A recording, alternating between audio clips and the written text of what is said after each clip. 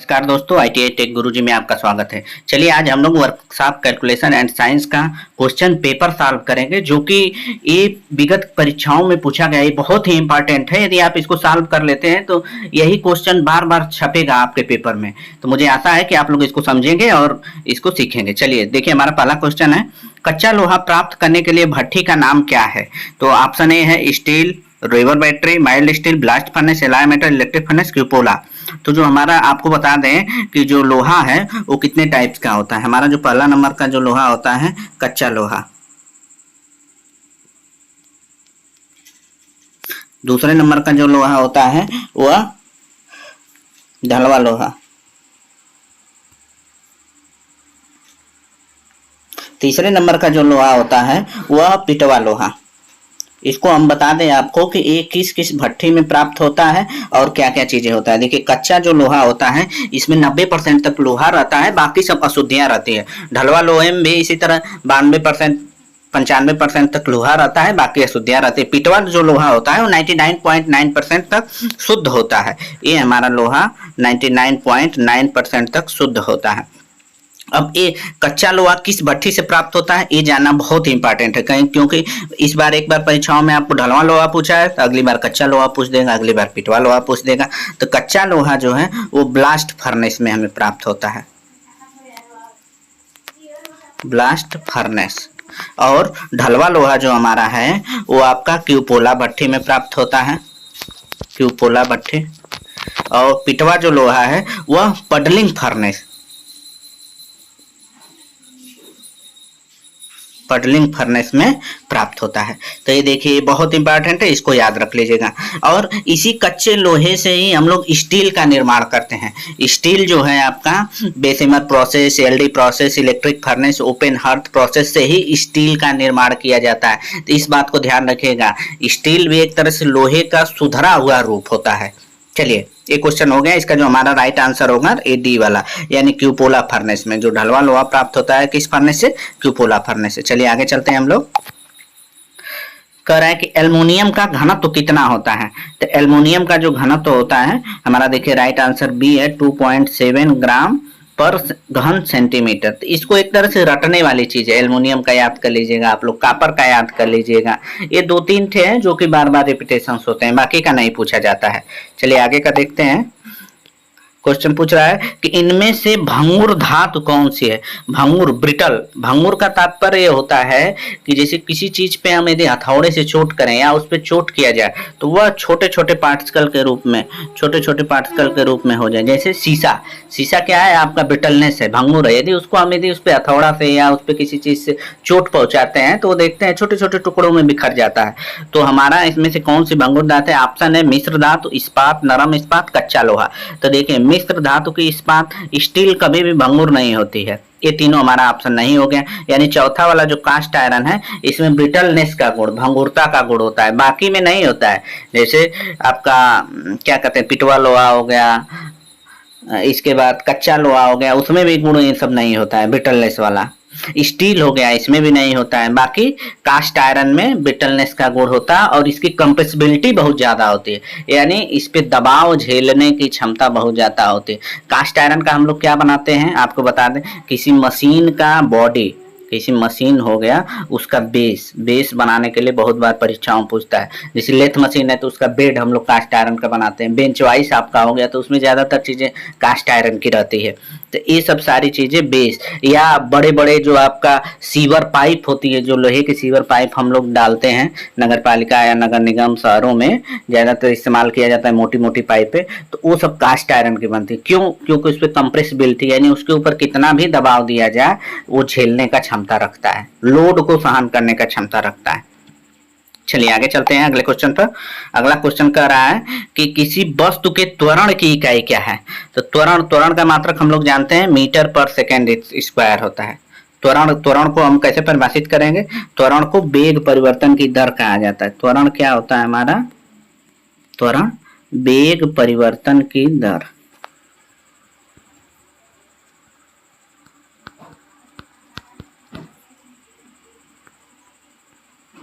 वेग परिवर्तन की दर को त्वरण करते हैं। तो इसका फार्मूला यदि हम लोग निकालेंगे तो वेग बटा के समय हो जाएगा। तो वेग बटा के समय का मतलब, तो वेग को हम लोग क्या लिखते हैं, दूरी बटा के समय। तो समय, और नीचे एक समय और है, तो समय का स्क्वायर हो जाएगा, समय का स्क्वायर हो गया। तो दूरी बटा के समय का स्क्वायर, तो दूरी को हम लोग किसे डिनोट करते हैं, मीटर से, और समय को सेकंड से, तो समय स्क्वायर है तो सेकंड स्क्वायर हो जाएगा। तो ये हमारा मीटर पर सेकंड स्क्वायर हो जाएगा, यानी जो राइट आंसर है वो डी वाला हो जाएगा। चलिए आगे बढ़ते हैं।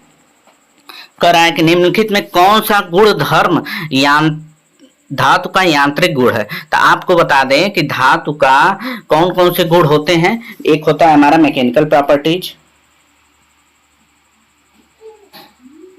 मैकेनिकल जिसी को यांत्रिक गुण कहते हैं, दूसरा का फिजिकल, तीसरा का आपका केमिकल। ये तीन प्रॉपर्टीज होते हैं, मैकेनिकल, फिजिकल, केमिकल। तो मैकेनिकल में क्या क्या चीजें आती है, मैकेनिकल का तात्पर्य कि उसमें बल करने की क्षमता कितनी हो गई है, यानी strength, elasticity, plasticity, hardness, tenacity, malleability, toughness, ductility, machinability, ये सब हमारा मैकेनिकल प्रॉपर्टीज है। और फिजिकल प्रॉपर्टीज की बात करेंगे तो इसका रंग कैसा है, इसका रंग हो गया, गलनीयता हो गई, ये सारी चीजें फिजिकल में आती है। और इसके बाद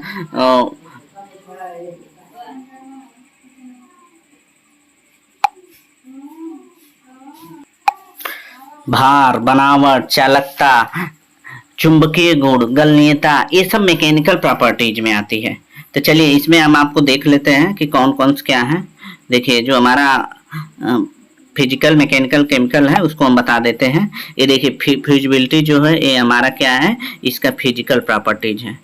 स्ट्रक्चर भी फिजिकल प्रॉपर्टीज है, और कोरिजन एक केमिकल प्रॉपर्टीज है। यानी केमिकल प्रॉपर्टीज में कौन सा केमिकल उस धातु पर क्या इफेक्ट करता है वो चीज को बताता है। यानी जो हमारा राइट आंसर हो जाएगा वो डक्टिलिटी, तन्यता। तन्यता का तात्पर्य कि यदि उसको हम तार के रूप में खींचे तो कितनी लंबाई तक खींच सकता है, वो धातु का मैकेनिकल प्रॉपर्टीज बताता है। चलिए आगे बढ़ते हैं। क्वेश्चन नंबर 6 पर कह रहा है कि व्हील एवं एक्सल में 150 किलोग्राम का भार उठाने के लिए कितना बल चाहिए यदि वेग अनुपात 2.5 एवं मशीन की एफिशिएंसी 75% हो। तो देखिए ये आपका न्यूमेरिकल क्वेश्चन है, इसको बताते हैं। इस सवाल को समझने के लिए हमें पहले ये जानना है कि क्या क्या चीजें दिया है और क्या पूछ रहा है। चलिए इसको देखते हैं। हमें कह रहा है कि व्हील एवं एक्सल में 150 किलोग्राम का भार, तो यानी भार हमारा दे दिया है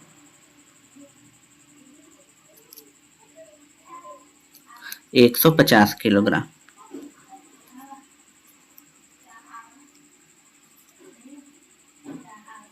एक 150 किलोग्राम भार दे दिया है, और वेलोसिटी रेशियो दे दिया है। वेलोसिटी रेशियो कितना दिया है, वेलोसिटी रेशियो 2.5। फिर इसके बाद दक्षता दे दिया है, इफिशियंसी। इफिशियंसी को हम इससे दर्शाते हैं 75%। तो देखिए सवाल सॉल्व करने के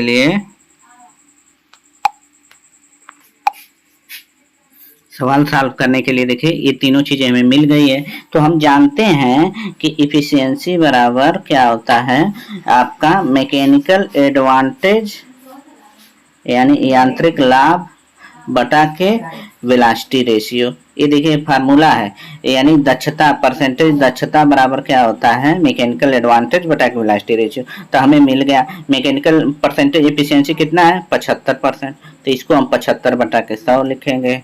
और मैकेनिकल एडवांटेज कितना है नहीं मालूम है, तो इसको हम मैकेनिकल एडवांटेज ही लिखेंगे। वेलोसिटी रेशियो हमें मालूम, वेलोसिटी रेशियो कितना है 2.5। बहुत इजी सवाल है, इसको आप इजीली सॉल्व कर सकते हैं। तो मैकेनिकल एडवांटेज बराबर क्या हो जाएगा 75 गुणते 2.5 बटा के 100। तो अब इसे देखिए, इसको हम सब जब काटे पीटेंगे तो जो हमारा वैल्यू आएगा वो 15 बटा के 8 आएगा। यानी मैकेनिकल एडवांटेज कितना हमें मिल गया 15 बटा के 8। फार्मूला हम लोग जानते हैं कि यांत्रिक लाभ बराबर या मैकेनिकल एडवांटेज बराबर क्या फार्मूला होता है, भार बटा के प्रयास।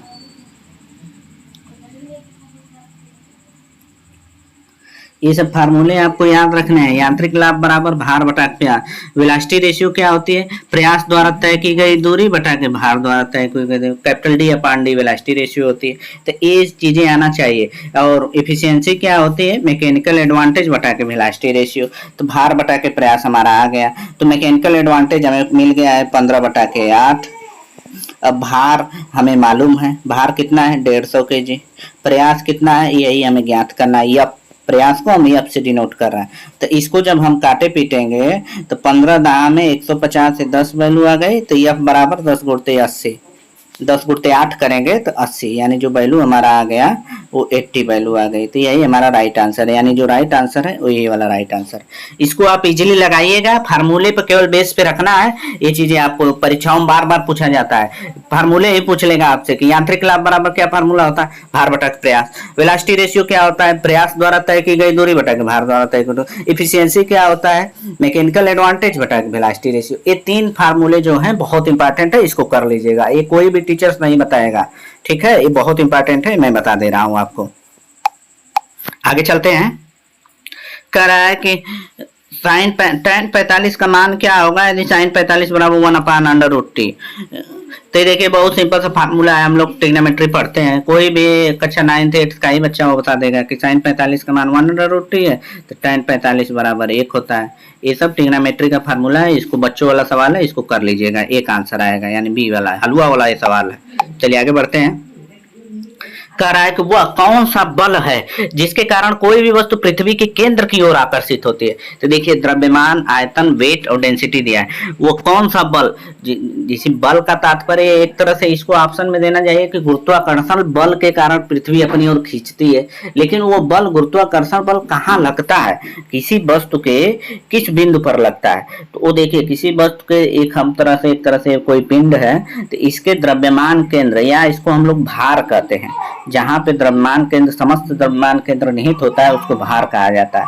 तो जैसे इरेगुलर कोई ऐसे शेप है तो इसका द्रव्यमान केंद्र यहाँ हो सकता है, कोई जरूरी नहीं है कि सेंटर में होता है। जैसे गोल पिंड है, गोल एकदम गोल है तो उसका द्रव्यमान केंद्र उसके सेंटर पर निहित होता है, लेकिन जब इरेगुलर ऐसे शेप में है तो इसका द्रव्यमान केंद्र हम लोग निकालते हैं या गुरुत्व केंद्र निकालते हैं, यहाँ हो सकता है, यहाँ हो सकता है, वो कहीं भी उसका जब निकाला जाता है तो वो मेंशन होता है। तो जो इसका आंसर राइट होगा वो भार होगा, न कि द्रव्यमान होगा, आयतन भी नहीं होगा, घनत्व भी नहीं होगा, यानी उसके भार पर ही समस्त द्रव्यमान केंद्र निहित होता है, तो इसलिए इसका राइट आंसर भार हो जाएगा।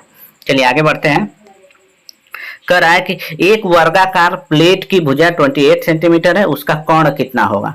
तो देखिए इसका वर्गाकार प्लेट है जो कि इसकी भुजा हमें दे दिया गया है, जैसे देखिए वर्गाकार प्लेट है हमारा, इसका एक भुजा 28 दे दिया गया है और इसका एक कोण पूछ रहा है कि एक कोण कितना है। ठीक है, तो हम लोग जानते हैं कि वर्ग का कोण कितना होता है, भुजा 1/√2 होता है। कोण बराबर फार्मूला जो है भुजा √2। ठीक है, तो भुजा हमें दे दिया है 28, √2 का मान 1.414 होता है।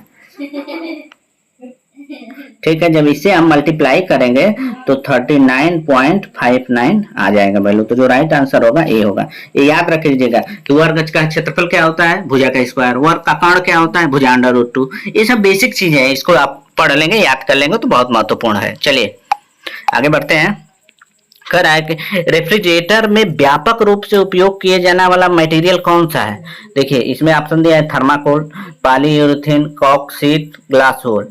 नहीं, पॉलीयूरेथेन का ज्यादा हम लोग इस्तेमाल करें, थर्माकोल का एक तरह से समझिए कि सुधारा रूप है, अच्छा क्वालिटी का होता है। ये रेफ्रिजरेटर जैसे हमारा ये रेफ्रिजरेटर है, विंडो एसी है, स्प्लिट एसी है, तो इसके अंदर ये सब चीजें हम लोग इसको लगा के ही कंप्रेसर, कंडेंसर, इवेपरेटर आदि को सेट करते हैं। तो इसके अंदर ये देखेंगे ना तो पॉलीयूरेथेन भरा रहता है, ताकि एक तरह से इसको कि जो हीटिंग वाला भाग है एक साइड हो जाए और कूलिंग वाला भाग एक साइड हो जाए, यानी कंडेंसर हमारा एक तरह से स्प्लिट टाइप उसको हम लोग विभक्त कर देते हैं, 2 खाने बना देते हैं कि एक तरफ ठंडा वाला भाग, एक तरफ गर्म वाला भाग हो जाता है, तो उसका यहाँ पर इस्तेमाल किया जाता है।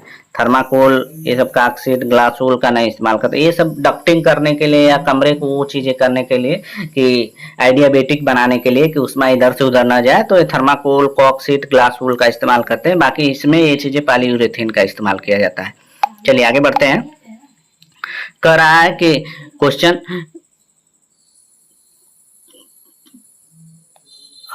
25 डिग्री सेंटीग्रेड से 75 डिग्री सेंटीग्रेड तक 300 ग्राम तांबे का तापमान बढ़ाने के लिए कितनी ऊष्मा की आवश्यकता होगी? बहुत ही अच्छा सवाल है। देखिए एकदम सिंपल फार्मूले पर है, जो कि हम लोग जानते हैं किसी भी वस्तु का, मान लीजिए हमारा कोई भी ऑब्जेक्ट है, इसका टेम्परेचर 25 डिग्री है। अब इसको बढ़ा के भैया 75 डिग्री कर देना है। 25 डिग्री से कितना कर देना है? 75 डिग्री सेंटीग्रेड। तो अब इसका कह रहा है कि कितनी ऊष्मा की जरूरत पड़ेगी, किलो कैलोरी में पूछ रहा है। तो हम लोग फार्मूला जानते हैं, क्या फार्मूला है? Q बराबर mc डेल्टा टी। सिंपल सा फार्मूला है, यदि आप इसको याद रख लेंगे तो काम हो जाएगा। हमें दे ही दिया है, द्रव्यमान दे दिया है। द्रव्यमान कितना है? 300 ग्राम। C क्या है? विशिष्ट ऊष्मा है। विशिष्ट ऊष्मा दे दिया है 0.092।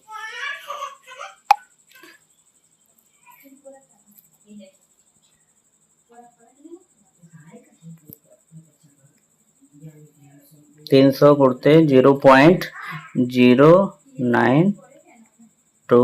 और टेम्परेचर कितना है? 75 से 25 है, तो इसको हम लोग क्या लिखेंगे? 75 माइनस 25। ठीक है, तो अब ये हमारा हो गया। अब 300 गुणते 0.092, 75 में से 25 घटाएंगे तो 50 वैल्यू आ जाएगा। जब सारे को कैलकुलेट करेंगे तो हमारा जो आएगा 138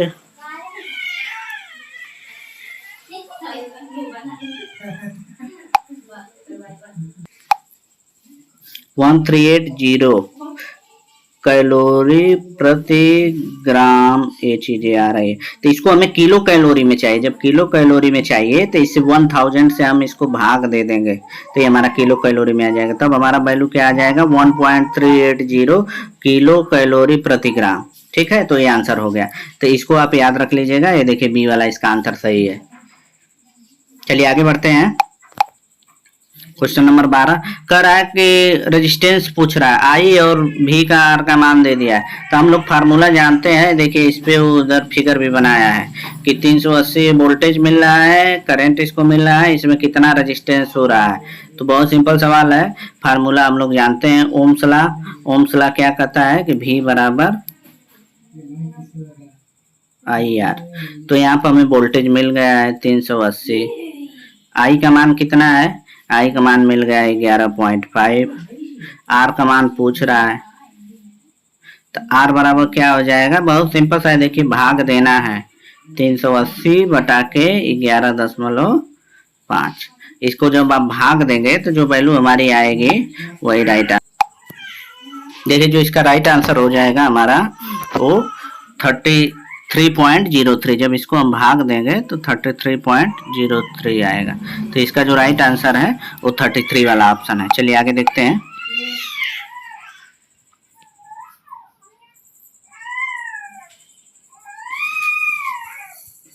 इसका जो राइट आंसर देखिए है, कौन सा ऑप्शन था?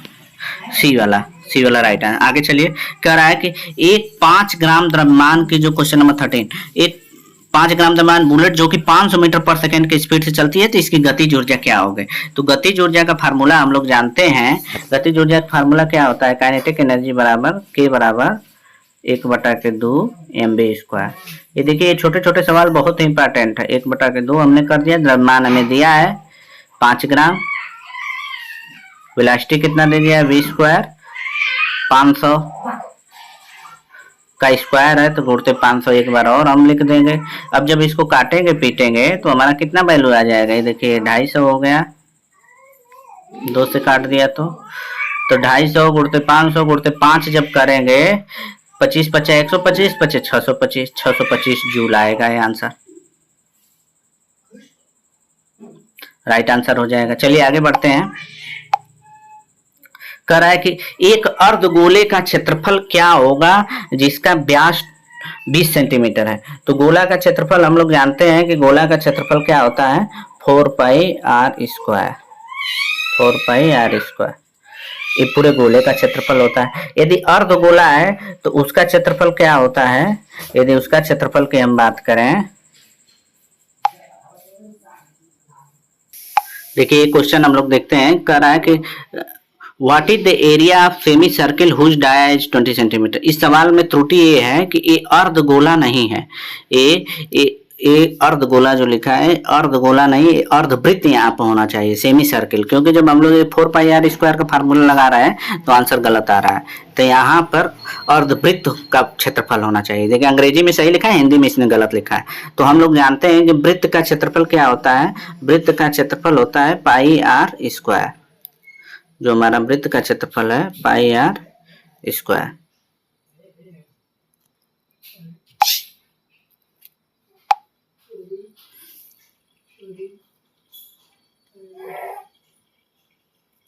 अब देखिए जो अर्धवृत्त का क्षेत्रफल क्या होगा, वो πr²/2 हो जाएगा। देखिए तो हम इसी पर रख देंगे, तो हमारा पाई का मान कितना हो जाएगा, पाई का मान हम लोग जानते हैं 22/7।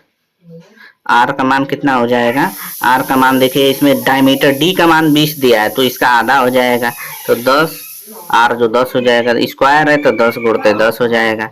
ठीक है, जब इसको इससे भाग दे देंगे, गुण बटा के ये 2 है तो ये 2 भी रहेगा, यानी कि 2200 में 14 से जब आप भाग दे देंगे तो हमारा वैल्यू क्या आएगा, 157.1, यानी डी वाला राइट आंसर हो जाएगा। चलिए आगे बढ़ते हैं।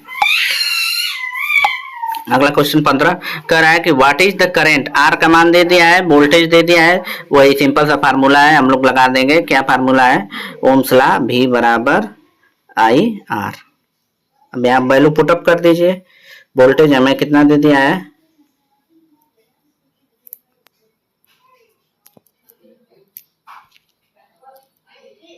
वोल्टेज दिया है 220, और आई का मान कितना दे दिया है पूछ रहा है। आर का मान कितना दे दिया है 50, ये आई है। तो आई बराबर क्या हो जाएगा, 220/50।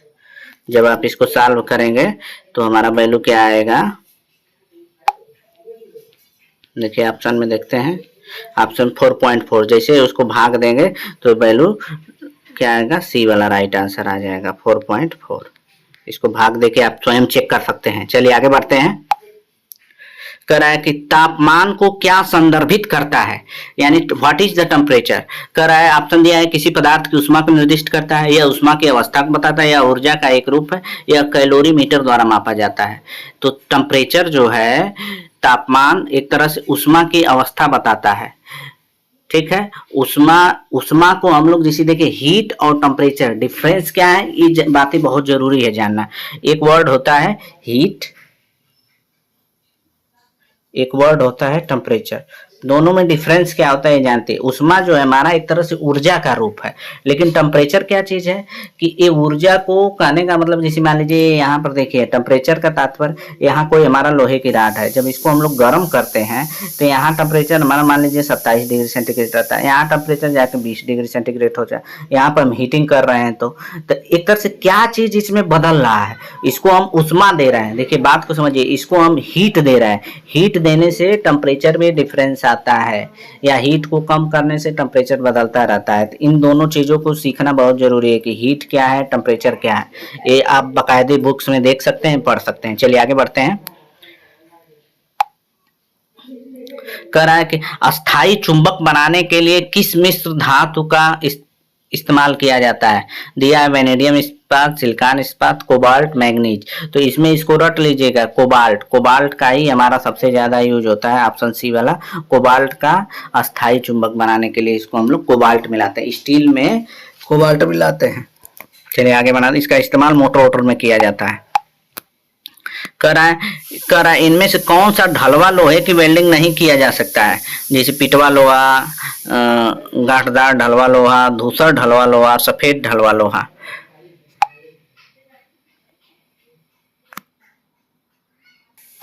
तो इसका जो राइट आंसर है देखिए सफेद ढलवा लोहा। किस कारण से इसको नहीं हम लोग कर सकते हैं, तो जो सफेद ढलवा लोहा है यह बहुत अधिक कठोर होता है, इसलिए इसका मशीनेबिलिटी कठिन होती है। मशीनेबिलिटी का जैसे इसको हम यदि लेथ मशीन पे ले जाएं, इसको चिप्स जो निकलते हैं वो चीज नहीं होगा, ब्रिटलनेस होता है, भंगुर होता है, इसीलिए इसको वेल्डिंग नहीं कर सकते। यदि इसको वेल्डिंग करेंगे तो वेल्डिंग टूट जाएगा, वो सब क्या किया जाता है, चटक जाएगा। बाकी पिटवा लोहा, एनोड्यूलर, ग्रे, इसका हम लोग फ्री हीटिंग करके, कोई भी ढलवा लोहा का वेल्डिंग बहुत ही कठिन होता है, यदि उस पर मजबूरी यदि करना होता है तो इसको पहले प्री हीट किया जाता है। प्री हीट का तात्पर्य उसको हम लोग क्या करते हैं, पहले गैस की सहायता से इसको गर्म करते हैं, एनर्जी इसको देते हैं, उष्मा देते हैं, इसको गर्म जब करेंगे, गर्म हो जाएगा तब इसके ऊपर वेल्डिंग करते हैं, तब वो कुछ चलता है, कुछ दिन तक उस पर वो वेल्डिंग हमारा कुछ ठीक ठाक होता है। यदि बिना प्री हीट किए यदि आपने वेल्डिंग कर दिया तो वो चलेगा ही नहीं, वो बेकार हो जाता है। चलिए आगे बढ़ते हैं।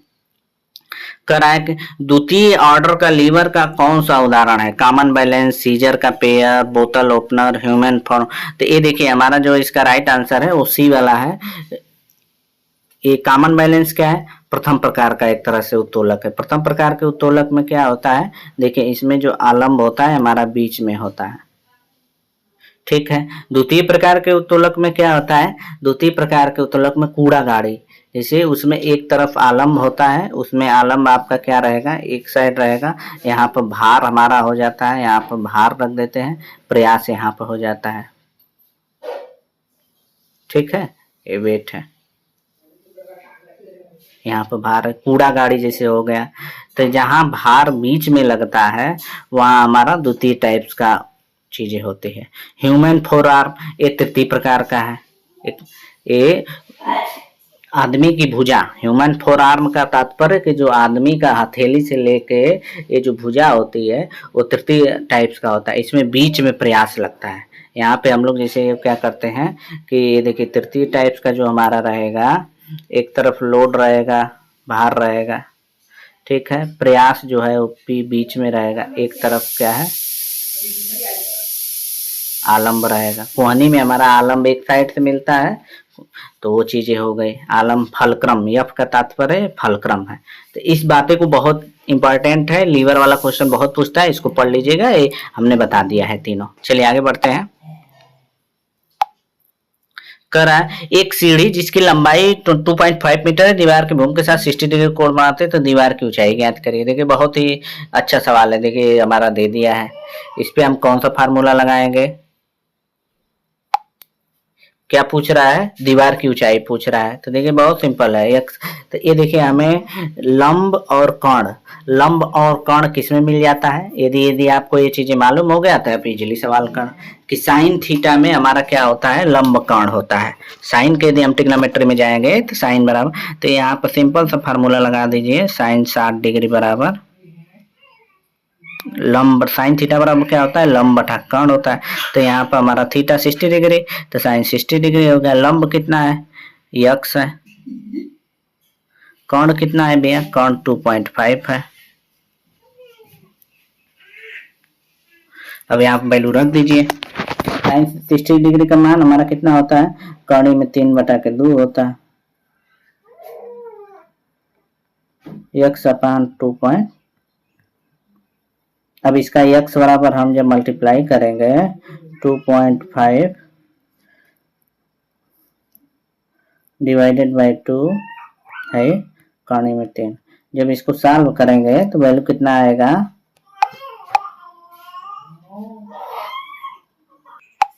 देखिए इस सवाल को हम लोग सॉल्व करते हैं तो साइन 60 बराबर क्या होता है, तो इसको जब हम लोग भाग देते हैं तो जो हमारा वैल्यू आता है वो आपका वैल्यू आ रहा है 2.165, यानी जो वैल्यू आ रही है 2.165, लेकिन इसके ऑप्शंस में ये दिया नहीं है, तो इस तरह से ये सवाल का जो ऑप्शंस दिया है वो गलत है। देखिए जो इसके ऑप्शंस में दिया है 4.33 मीटर, जो कि ये रॉन्ग है, ये बी वाला आंसर दे रहा है, जो कि एक तरह से ये गलत है। तो जो इसका राइट आंसर होगा 2.165 होगा, तो इसको आप सुधार कर लीजिएगा, ये क्वेश्चंस में ही त्रुटि है, या इसका जो वैल्यू होगा ये कुछ इधर उधर होगा। चलिए आगे बढ़ते हैं। कह रहा है कि बेग की इकाई क्या है। तो बेग की इकाई, बेग हम लोग जानते हैं कि बेग का फार्मूला क्या होता है, बेग बराबर दूरी बटा के समय। जो हमारा बेग का फार्मूला होता है दूरी बटा के समय।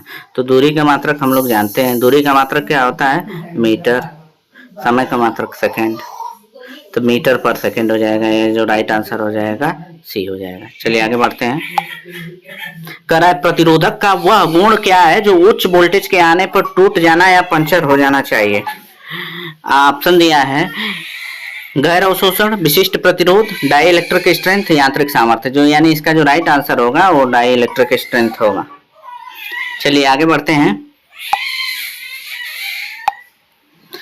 तृतीय ऑर्डर लीवर का कौन सा उदाहरण है, यानी तृतीय प्रकार का उत्तोलक का कौन सा उदाहरण है। तो देखिए forceps, common balance, scissor, lime squeezer. अब अभी आपको पूर्व में बताए हैं कि जो हमारा तृतीय ऑर्डर का जो लीवर होता है वो क्या होता है।